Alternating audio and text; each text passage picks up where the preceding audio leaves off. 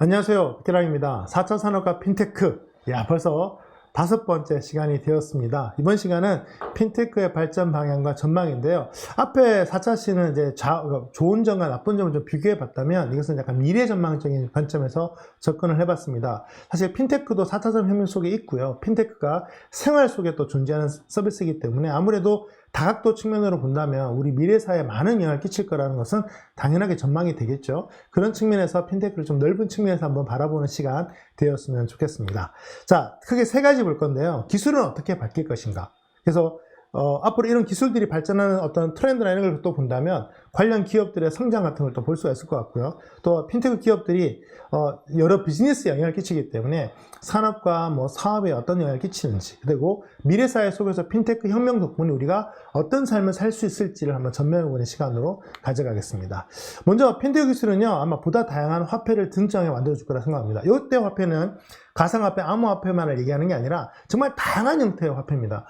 기본적으로 우리가 알고 있는 대부분의 화폐들은 현물이죠. 이거 현재 이렇게 존재하잖아요. 근데 분명한 것은 이게 생산하고 관리하고 소비하고 해야 되기 때문에 많은 유지 비용이 생겨나고 또 불편하죠. 100만 원을 현금으로 갖고 다니기 힘들거든요. 그래서 결과적으로는 일정 금액이 넘어가니까 신용카드라든가 수표가 등장하게 되는데, 제가 보기에 앞으로 완전한 이제 금융권의 디지털화가 되게 되면 다양한 형태의 화폐는 결국 디지털화가 전제가 돼서 그 속에서 움직일 것 같습니다. 그렇다면 기존의 화폐지도 갖고 있는, 즉 현물 화폐에서 디지털로 전환되는 게 반드시 편하라는 것은 아니거든요. 그러면 그런 또 디지털 전문 시대에 맞는 화폐제도가 나타날 것이기 때문에 그런 점에서는 지금의 암호화폐 같은 것들도 그중에 하나의 경향으로 볼 수도 있죠. 그런 점에서는 다양한 화폐가 등장할 것이다. 두 번째는 지금도 보이스 피싱이라든가 여러 가지 문제들이 생겨나면서 금융 환경에 대한 불안감이 높아지고 있는데, 분명 더 안전한 환경이 만들어지기 위해서 기술이 발달할 것 같고요. 세 번째로는 이제 편리함. 예를 들어 공인증서보다는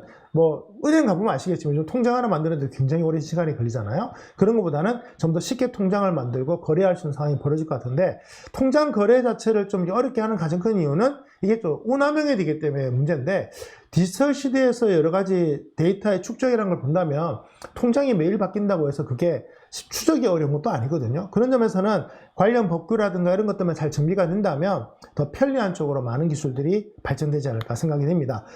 특히 보다 다양한 화폐를 좀 깊이 본다면요, 비트코인, 이더리움 같은 가치들이 높이 인정된 것도 이런 어떤 기대감의 반영이라고 생각을 해요. 지금 다양한 가상화폐들이 등장을 해서 그 기존의 화폐와의 그 다음 단계를 자신들이 맡겠다고 얘기를 하지만, 지금 이제 가상화폐가 만들어진 환경은 분명한 것은 기존의 금융 주체가 아니에요. 그러다 보니까 이 화폐 제도를 기존 금융 시스템에 넣기에는 굉장히 어렵지만, 초거대 기업, 초거대 자본, 혹은 미국 같은 선진국들이 주도를 하게 된다면 가상화폐의 많은 기술들이 차용되어질 여지는 분명히 존재한다. 그래서 제가 앞서도 말씀드렸지만 가상화폐 그 자체의 미래보다는 관련 기술의 미래가 더 긍정적일 것을 말씀드렸던 이유도 바로 거기에 있습니다. 왜냐하면 국가 간의 거래도 지금의 기존 화폐 시스템은 많은 수수료를 발생시키기 때문에, 또 그 덕분에 또 금융사들이 먹고 사는 것도 있지만 이 사용자 입장에서는 그게 불편한 거거든요. 그런 측면에서는 다양한 형태의 화폐가 등장하지 않을까 생각이 되고, 또 화폐의 여러 가지 측면을 본다면 거래수단이잖아요. 그러면 화폐라는 게 따져보면은 돈의 의미도 있지만 거래수단 측면에서 금 같은 어떤 현물을 디지털할 수도 있겠죠. 그래서 최근에 보면은 그림 같은 것을 암호화시켜서 거래한다거나 이런 것들도 따져본다면 이제 기존에 없던 개념이 등장하는 것이기 때문에 앞으로 다양한 거래수단이 등장할 거라고 보고 있고요. 그런 다양성 때문에 기존 금융 시스템과의 충돌 같은 것들은 당연히 예상되어지기 때문에 이런 부분에서 법과 제도가 많이 완비되어야 되는데, 우리나라처럼 약간 경직된 환경에서는 핀테크의 미래가 그리 좋기는 힘들겠다는 생각을 하면서도, 또 정치권이라든가 이 소비자 집단의 요구순위 워낙 높다 보니까 금융기관이나 정부 입장에서 수용을 해서 과감한 또 법의 변화들이 생겨나지 않을까 생각을 합니다. 다만 변동성이 너무 크거나 화폐로서의 거래 기능이 약화된다면, 특히 지금 가상화폐들이 되면 그렇잖아요. 그렇게 되면 기존 금융 시스템에서는 아마 소비가 힘들기 때문에 아마 제3, 제4의 대안적인 가상화폐가 나올 가능성도 점칠 수가 있을 것 같습니다.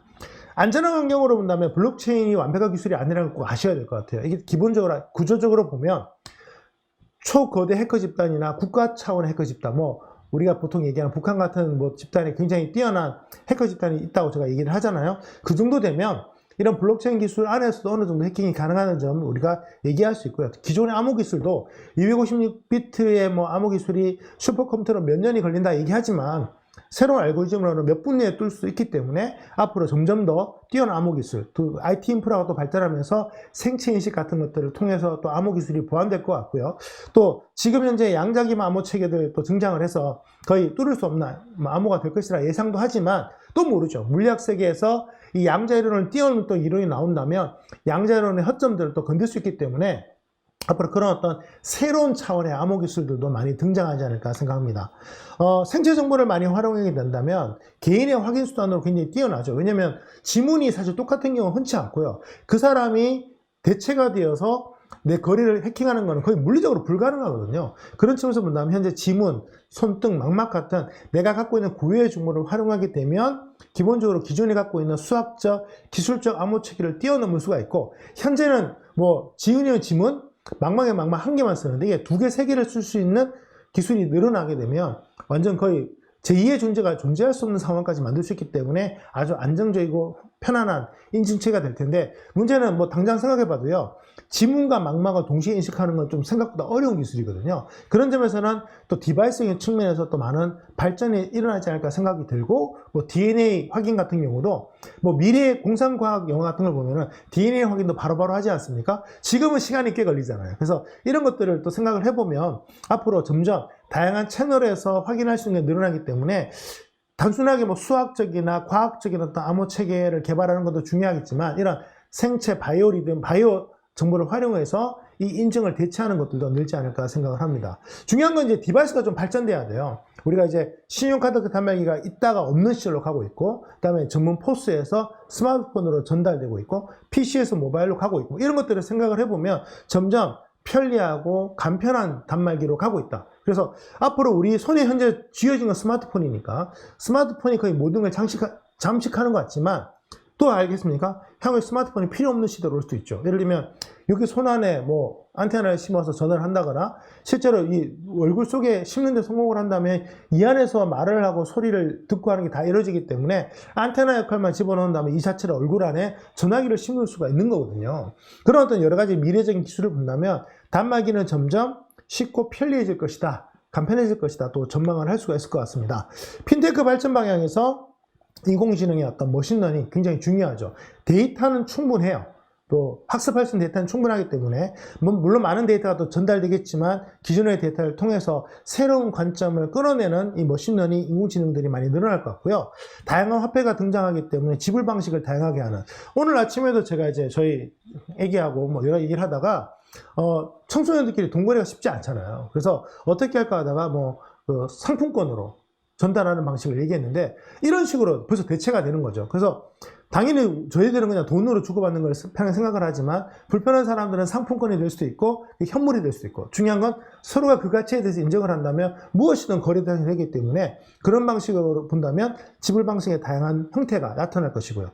그리고 현재 대부분의 사람들은요, 급여 이체가 아마도 가장 큰 거래, 정기적인 거래의 특징인데, 유연한 급여 이체. 예를 들면, 내가, 급여를 정기적으로 받는 대신에 다른 형태로 받겠다는 것들이 나타나서, 급여의 어떤 다양한 형태들이 나타날 수도 있지 않을까 생각을 하고요. 또 디지털 전용 모바일 뱅크가 생겨나서, 실제로 오프라인에는 단말기조차 없는 상황이 벌어지지 않을까. 그리고, 금융거래에 많은 것들은 또 정기적으로 제가 쓰는 거기 때문에 자동화. 예를 들면 뭐 커피 같은 경우도요. 내가 현장에 가기만 하면 자동 결제가 된다거나 아니면 월 정액으로 카운팅돼서 한꺼번에 결제가 된다거나 아예 월 구독제로 간다거나 이런 형태로 해서 많은 부분에서 거래 행위 자체가 줄어드는 과정도 기대가 될 것 같고 과거의 리포팅, 즉 거래 내역을 전달받는 게 지금 문자로 보고 있는데요. 이제 메신저를 통해서 받고 있으니 그 실시간으로 받고 있죠. 그 각종 큰 금융거래라든가 그런 보고서들도 리포팅을 받을 수 있는 시대로 접근해서 개인이 가질 수 있는 정보량을 많이 늘려주는 쪽으로 가지 않을까 생각을 합니다. 그 점에서는 이제 개인의 많은 정보들을 주려면 기존의 정보를 갖고 있는 주체들이 확장을 해야 되는데 기존의 법과 제도를 이제 좀 빼고 생각을 한다면 아마 보험, 증권, 카드 같은 경계선들은 무너질 거라고 생각을 합니다. 그래서 스타트업도 손쉽게 대기업들과 정보를 거래하고 그 정보를 바탕으로 새로운 서비스를 낼 거기 때문에 앞으로 많은 관련 제도와 법규들을 거기에 맞춰서 고치지 못하면 향후에 금융업에서 우리나라는 오히려 아시아의 뭐 몇 위 되는, 세계 경제 몇 위 되는 위상에 걸맞지 않게 금융 관련된 기술이나 제도나 인프라는 오히려 후진국을 면치 못하는 상황도 제가 염려를 좀 해야 되지 않을까 생각을 합니다. 그 점에서 점점 많은 혁신들이 일어날 길을 전 기대하고 있고요. 아마 그 최고의 어떤 혁신의 그 주체는 아마 개인, 사람일 거라 생각을 합니다. 금융기관들이 기본적으로 개인에게 그렇게 많은 정보를 주지 않고 있어요. 기업들에게 주는 정보들이 훨씬 더 상세한데 저는 같은 보고서가 이제 개인에게 나타날 거라 생각을 합니다. 왜냐하면 방식은 정해졌는데 그 보고서를 만드는 시스템에서 사람이 들어가고 자꾸 여러 가지 이제 수작업이 들어가서 문제인데 빅데이터, 인공지능, 자동화 이런 것들이 결합이 되면 로봇 어드바이저가 적어도 우리에게 개인적인 서비스를 잘 해주는. 그래서 뭐 지금 제가 결제를 하고 있으면 이번 달에 결제액이 평균보다 몇 퍼센트 높아진다 이런 얘기들을 막 해주면서 저의 결제들을 약간 가이드라인 해줄 수 있는 서비스들이 등장하지 않을까. 그 점에서는 현재 마지막 부분, 이제 이 구매와 결제 데이터가 기존 금융회사들이 이제 따로 갖고 있는 서비스 중에 하나인데 이게 결합이 되면 금융회사가 이기는 게 아니라 어쩌면 글로벌 IT 기업이 금융회사들을 이길 수 있는 상황도 벌어지기 때문에 글로벌 IT 기업들은 어떻게든 이 결제 정보를 얻으려고 노력 중이고요. 또 기존의 금융회사들은 어떻게든 안 주려고 노력하고 있는 그런 창과 방패 같은 싸움들이 벌어지고 있습니다. 아무튼 어떤 식으로 싸우든 개인에게는 좀 더 좋은 세상이 될 것 같은데 앞서 제가 이런 말씀을 드렸어요. 금융의 핵심 중에 하나가 뭐냐면 기존의 다른 서비스에 비해서 개인의 책임을 굉장히 강조한다는 거죠. 법과 금융 분야 특히나 유난히 심한데요. 그 점에서는 결국 개인이 금융에서 손해를 보는 건 누구 책임이에요?